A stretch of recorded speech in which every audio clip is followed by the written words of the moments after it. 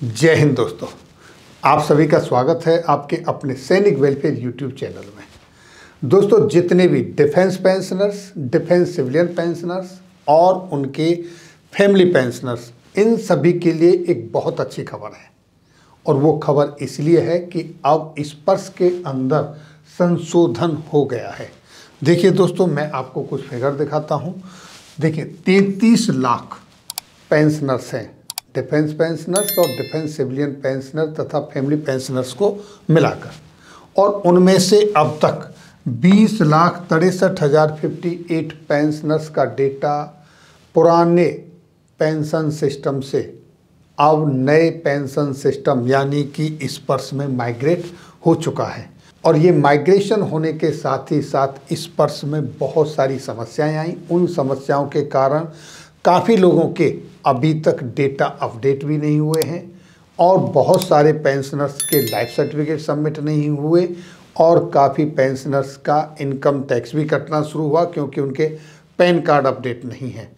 और आधार card update ना होने की वजह से काफ़ी पेंशनर्स के जीवन प्रमाण पत्र, डिजिटल लाइफ सर्टिफिकेट इस वर्ष में सबमिट नहीं हुए। इसके चलते पीसीडीए की तरफ से, मिनिस्ट्री ऑफ डिफेंस की तरफ से ये ऑप्शन दिया गया कि नवंबर 30 तक नहीं, 20 फरवरी 2023 तक पेंशनर्स को जीवन प्रमाण पत्र ना सबमिट करने की स्थिति में भी पेंशन नहीं रोकी जाएगी, यानी 20 फरवरी तक का टाइम उनको दिया।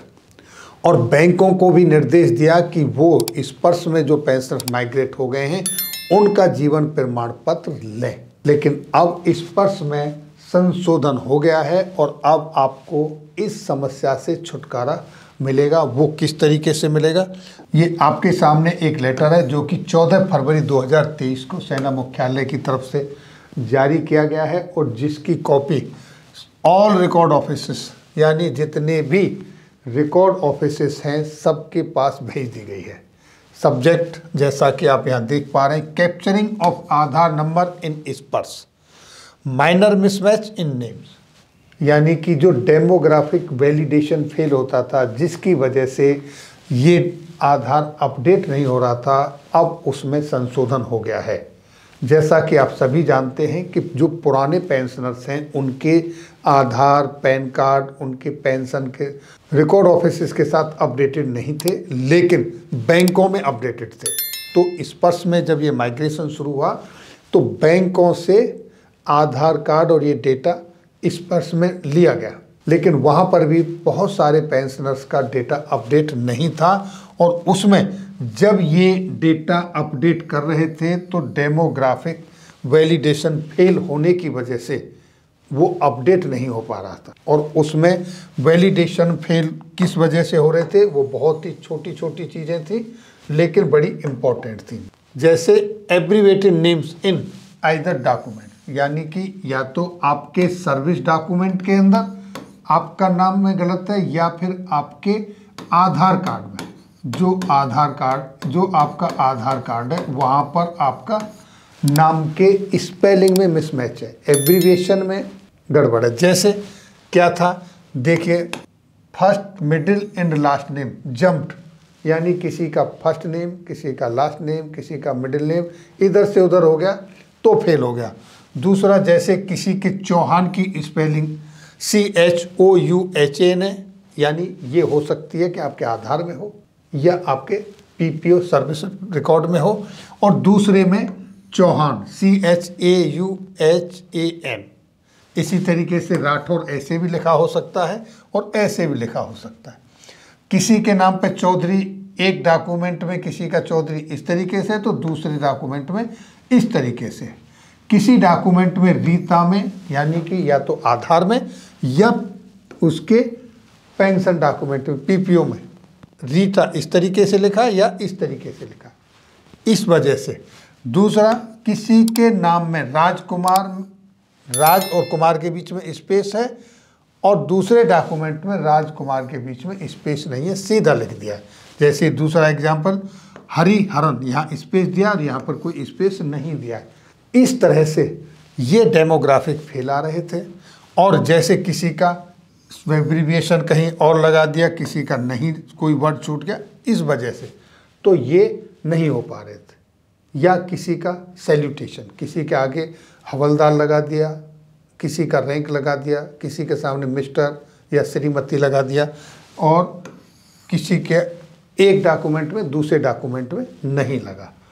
तो इस तरीके से ये प्रॉब्लम आ रही थी, और इन प्रॉब्लमों की वजह से आपके आधार कार्ड अपडेट नहीं हो पा रहा था, और इसको दिखा दिया जाता था कि ये डेमोग्राफिक वैलिडेशन फेल, और आपका आधार अपडेट नहीं हुआ। जब नहीं हुए तो फिर आपके डिजिटल लाइफ सर्टिफिकेट सबमिट नहीं हुए।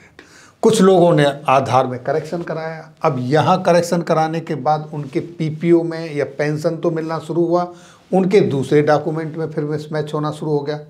तो अब इस समस्या के समाधान के लिए संशोधन हो गया है, उसी संदर्भ में ये लेटर जारी हुआ है।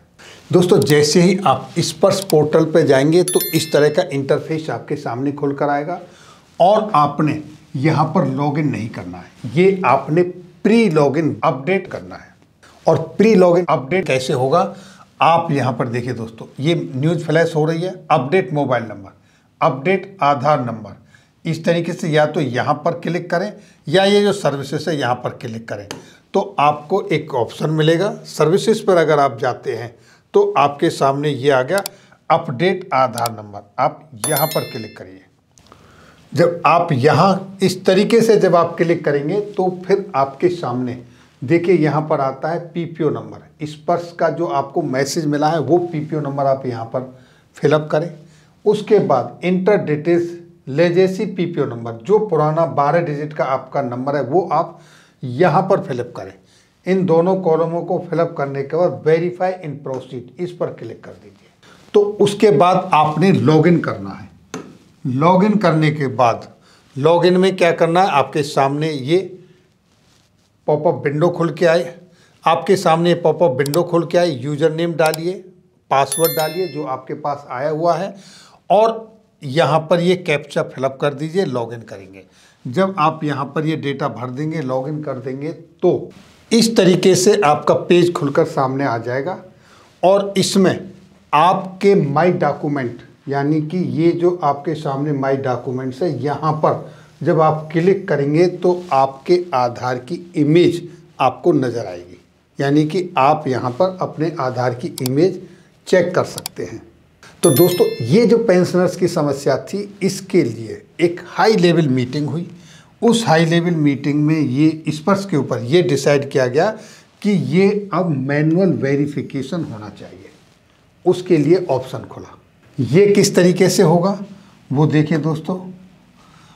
आपकी जो इमेज, जैसा मैंने बताया, माई डॉक्यूमेंट्स में अपीयर हो जाएगी जब आप अपडेट कर देंगे, और आपका जेन्युइननेस वहाँ पर ये केयरफुली एग्जामिनेशन के बाद सर्विस रिकॉर्ड और आधार कार्ड का वो इस्टेब्लिश होगा। इसके बाद अगर ज़रूरत पड़ती है तो पेंशनर्स के पास कांटेक्ट किया जाएगा उसके वेरिफिकेशन के लिए, एसर्टेन ऑफ द फैक्ट। ये क्योंकि उनके जो मोबाइल नंबर है पेंशनर्स का वो आधार के साथ अपडेटेड होगा, उस नंबर पे कॉल आएगी रिकॉर्ड्स की तरफ से, ये वेरिफिकेशन होगा। और इस तरीके से दोस्तों, अगर कुछ इम्पोर्टेंट चीज़ है इसमें, जैसे अगर किसी की डेट ऑफ बर्थ मिसमैच करती है तो उस कंडीशन में 23 दिसंबर 2014 को एमओडी यानी department of exertion welfare, MoD का जो डिपार्टमेंट है उनकी तरफ से एक लेटर जारी किया गया था कि इस आधार पर आप अपनी डेट ऑफ बर्थ का करेक्शन करा सकते हैं। जब ये करेक्शन हो जाएगा तब ये आपका वैलिड होगा, अदरवाइज यहाँ पर आपका वैलिड नहीं होगा। दूसरी कंडीशन बहुत ही इम्पोर्टेंट, अगर आपका कंप्लीट नाम मिसमैच कर रहा है तो फिर आपका कार्ड रिजेक्ट कर दिया जाएगा, ऐसी कंडीशन में रिजेक्ट कर दिया जाएगा।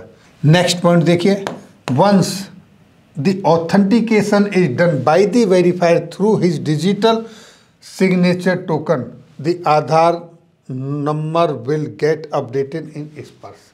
तो ये आपका आधार कार्ड आपके स्पर्श में अपडेटेड हो जाएगा। और जब एक बार ये अपडेट हो गया रिकॉर्ड ऑफिस की तरफ से, तो फिर इसको पीसीडीए या टीसीएस टाटा कंसल्टेंसी सर्विसेज, जो इस स्पर्श का काम कर रही हैं, वो फिर आपका इसमें कोई फर्दर चेक नहीं करेंगे। ये आपका इस तरीके से फाइनल हो जाएगा। बहुत छोटा सा स्टेप है, कुछ भी ज़्यादा बड़ा इसमें है नहीं। सिर्फ आपको प्री लॉगिन यानी लॉगिन करने से पहले प्री अपडेट कर देना है आपको, यानी लॉगिन करने से पहले ही आपको अपना आधार कार्ड अपडेट कर देना है। तो दोस्तों ये थी जानकारी आज की इस वीडियो में जो स्पर्श में संशोधन हुआ है उसके संदर्भ में। फिर मिलेंगे आपके वेलफेयर से जुड़ी हुई किसी अन्य जानकारी के साथ अगली वीडियो में। तब तक के लिए दोस्तों जय हिंद, जय भारत।